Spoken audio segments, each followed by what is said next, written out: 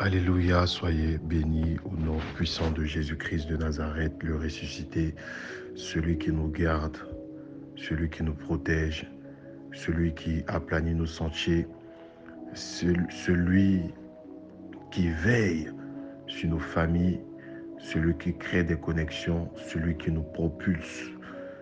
Et je prie en ce matin que le Tout-Puissant nous aide à comprendre sa parole, que l'esprit qui ouvre notre esprit, que l'esprit qui se connecte à notre esprit pour nous donner la compréhension de ces mystères soit à l'œuvre.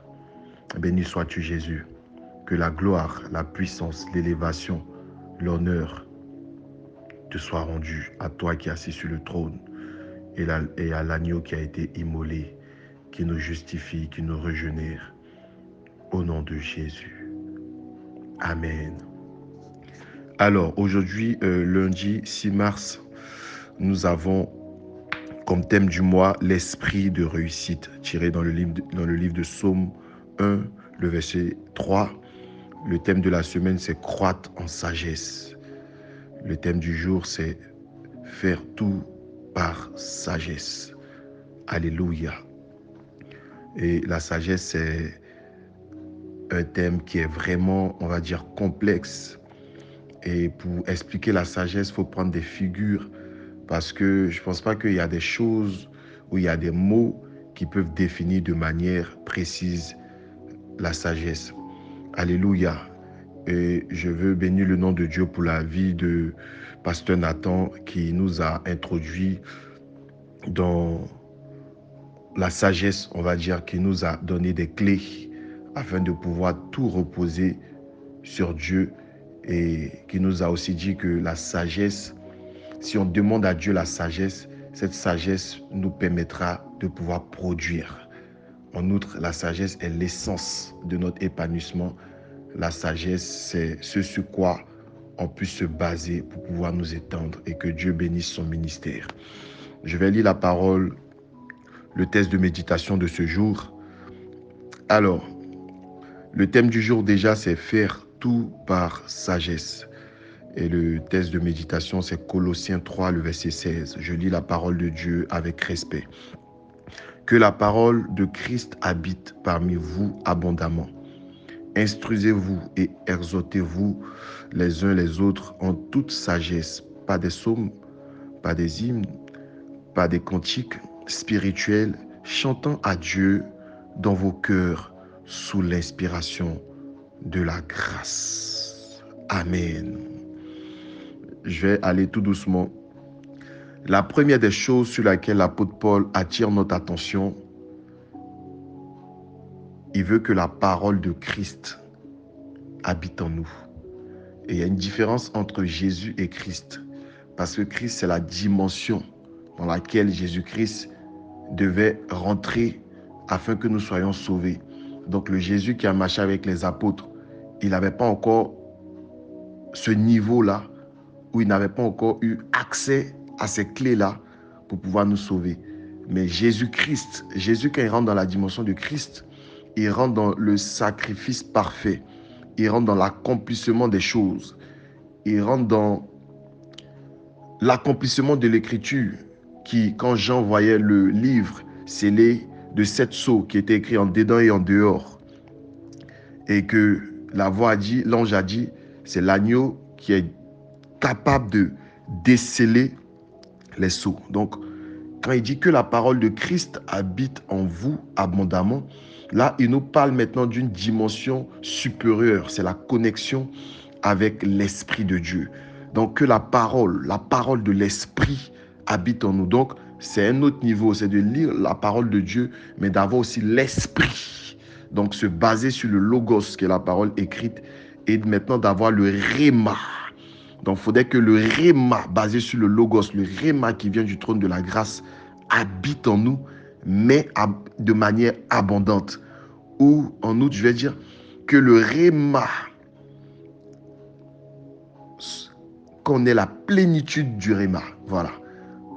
Qu'on ait une plénitude du Réma. Et sans la plénitude de l'esprit, on ne peut pas avoir la porte du Réma qui va s'ouvrir. Alléluia. Et Si nous avons quelque chose, ou si un frère a quelque chose, entre nous, c'est la communion. Instruisez-vous les uns les autres en toute sagesse, pas des psaumes, pas des hymnes, pas des cantiques spirituels, chantant à Dieu dans vos cœurs sous l'inspiration de la grâce. Faire tout par sagesse. La sagesse est basée sur la parole de Dieu. La Bible déclare que la sagesse de ce monde est une folie devant Dieu. Mais la folie de Dieu est une sagesse. Donc quand on rentre dans l'état de folie, dans l'état de contemplation, alléluia, c'est en cela que on obtient cette sagesse qui vient de Dieu.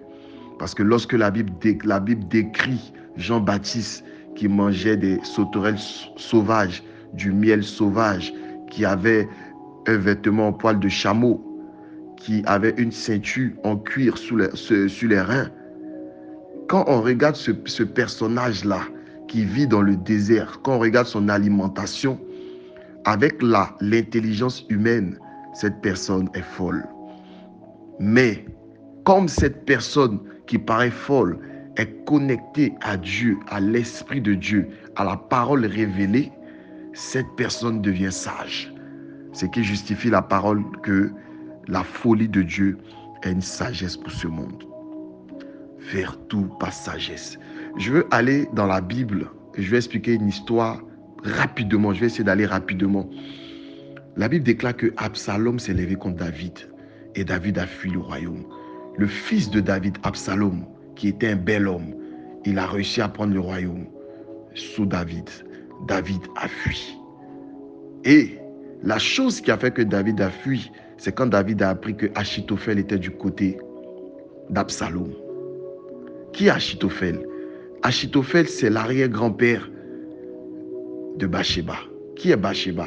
Bathsheba, c'est la mère de Salomon. Alléluia. Et cet homme-là était derrière Absalom. Quand David a entendu ça, il a fui avec son équipe. Mais voici l'erreur que Absalom a fait. Absalom n'a pas écouté Achitophel. Il a écouté Ushaï. Il a écouté les Abiathar. Pourtant, Achitophel, dans sa génération, c'était le seul qui était resté. Parce que Achimélec était mort. Samuel était mort.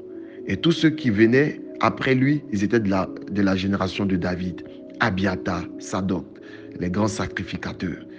Mais Absalom a préféré écouter le conseil de quelqu'un qui était en dessous d'Achitophel, dans la spiritualité, dans l'intelligence de la spiritualité, dans la position spirituelle. Et le conseil que Absalom a écouté, parce qu'il n'a pas agi par sagesse, parce qu'il n'a pas fait tout par sagesse, lui a coûté la mort. Parce que, on va dire que Achitophel était comme une couverture pour lui. Quand Achitophel a dit, donnez-moi 12 000 hommes, je vous envoie la tête de David. En réalité, il allait envoyer la tête de David. Parce que c'était un homme très intelligent. On dit ses paroles étaient écoutées comme des oracles de Dieu. Et j'ose une petite parenthèse. Si Salomon est son arrière-petit-fils, ça veut dire que l'intelligence et la sagesse de Salomon viennent de quelque part. Peut-être de Achitophel, qui était très intelligent. Mais parce que Absalom n'a pas fait tout par sagesse, parce qu'il n'a pas respecté les principes, parce qu'il ne s'est pas basé sur la parole, il ne s'est pas basé sur les préceptes de Dieu. La nature l'a récupéré. Il est mort dans la forêt parce qu'il est parti combattre son père biologique sans avoir une couverture de père spirituel, de quelqu'un qui connaît les choses. Parce que David aussi était devenu fils d'Achitophel par alliance, parce qu'il avait épousé Bathsheba.